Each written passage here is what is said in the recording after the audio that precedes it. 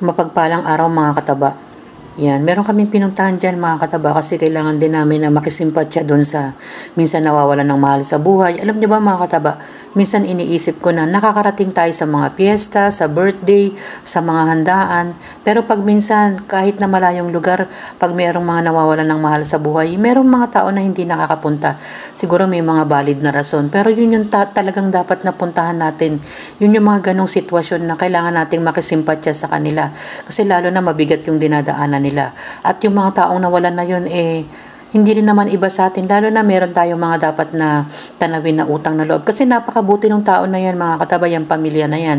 Kaya nga sabi ko, kahit malayo, kahit na saan man lugar yan, makakarating kami. Kasi yun yung mga panuntunan ko, mga kataba, na dapat tayo magpasalamat sa mga tao na hindi man natin maibalik yung kabutihan na ginawa nila para sa atin.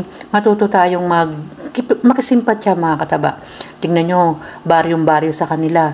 Tapos, ang ganda naman ng lugar nila kasi nga napakatahimik, ang daming puno, presko, pero yung layo kasi medyo malayo siya mga kataba. Kaya nga sabi ko, wag nating gawing rason yung malayo, yung mahirap ang daan, or kung ano man.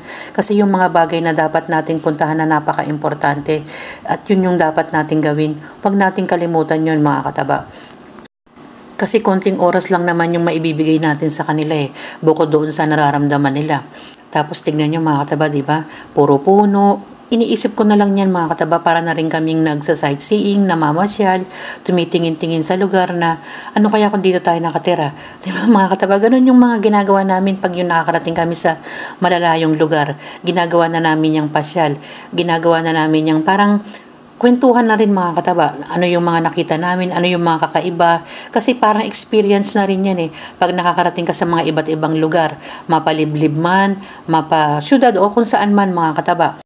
Matuto rin tayong magbalik dun sa mga kabutihan ng kapwa natin. Kaya nga sabi ko kanina na napakabait ng tao na yan. Kasi hindi natin hawak yung buhay natin na yung mga bagay na dapat natin gawin na maging mabuti tayo sa kapwa, ibalik natin yung mga ginawa para sa atin. O hindi naman obligasyon yun mga kataba. Nasa sa atin lang kung paano natin gagawing maging maayos or mabuti yung buhay natin sa pakikisama, sa mga taong nasa paligid natin. Nagpapasalamat din kasi kami. Bukod sa nakarating kami dyan, nakauwi naman kami ng safe. Yun yung mga bagay na dapat nating ipagpasalamat.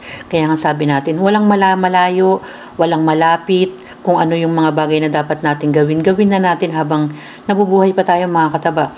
At yung pagtanaw natin sa kanila ng utang na loob, yung mga bagay na nakikita natin sa paligid, dapat nating ipagpasalamat yan mga kataba. Kasi yun lang yung pwede natin gawin hanggat nandito pa tayo.